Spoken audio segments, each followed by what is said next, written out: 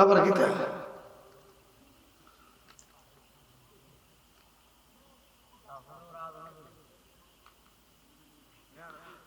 গানের অনুষ্ঠানের সভাপতি মসজিদের সভাপতি হইতে পারে কিনা? কখনো না। আরে ভাই কথা বলেন না কেন?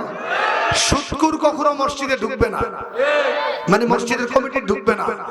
জানাকার কখনো মসজিদের কমিটি ঢুকবে না। গানের আসর জমায় এসে এই বদমাইশ কখনো মসজিদ কমিটিতে থাকতে পারবে না। মসজিদ কমিটিতে থাকবে আল্লাহওয়ালা পরহেজগাররা। কথা বলেন না ঠিক কিনা? জোরে কান। সূরা তাওবার 25 নম্বর আয়াত বের করে আমি দলিল দিয়ে যাই। সূরা তাওবা না, এটারে বহিষ্কার করবেন। শুনেন, ইমাম আবু হানিফার মতে দেন তাওবা প্রথম দিকে 18 নম্বর বা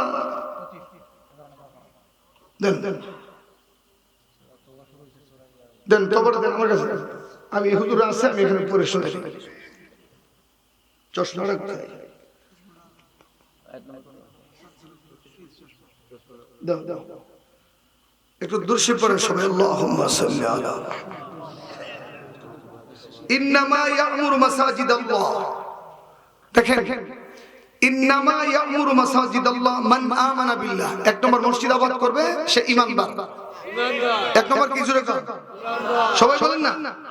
ওয়াল ইয়াউমিল আখির, এবং পরকালের উপর ঈমান আনবে। ওয়া আকামাস সালাত, সে নামাজ কায়েম করবে। এই যে মসজিদের দায়িত্ব যারা থাকবে তাদের এই গুণগুলো থাকবে। ওয়া আতাজ যাকাত, এবং তারা যাকাত দিবে। ওয়া লাম ইয়াখশা ইল্লাল্লাহ, তারা আল্লাহ ছাড়া কাউকে ভয় করবে না।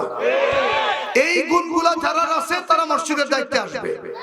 তো গানের আসরে যে যায় তার কি আল্লাহর ভয় আছে? বলেন না, ভয় আছে আল্লাহর? বরং প্রসিদ্ধ ফতোয়া ইমাম আবু হানিফা রাহমাতুল্লাহ আলাইহির মতে কেউ যদি গানের অনুষ্ঠানে যায়, গানের সঙ্গে তাল মিলায়, গানের মজা উপভোগ করে, তার ঈমান চলে যায়। ওহুয়া নাকাহুন বাতিলুন বাতিলুন বাতিলুন, তার বিবাহ ভাঙ্গা যায়। তো বেঈমান আবার মসজিদের কমিটিতে আসে কেমনে? এটা আপনাদের ব্যর্থতা। যেই বিয়াদব গানের আসরে নেতৃত্ব দিবে সে কোনোদিন মসজিদের কমিটিতে আসতে পারবে না। আরেকটা কথা বলে যাই, মসজিদগুলো ছেড়ে দিবেন আলেম ওলামাদের হাতে। হ্যাঁ, এটাই বাস্তবতা।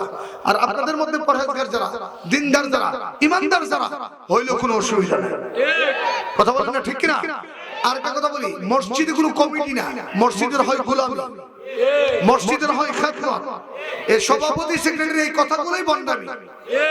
কার সভাপতি? আপনি আল্লাহর সভাপতি না। কথা বলেন, মসজিদ খেদমতের খেদমত কমিটির সভাপতি।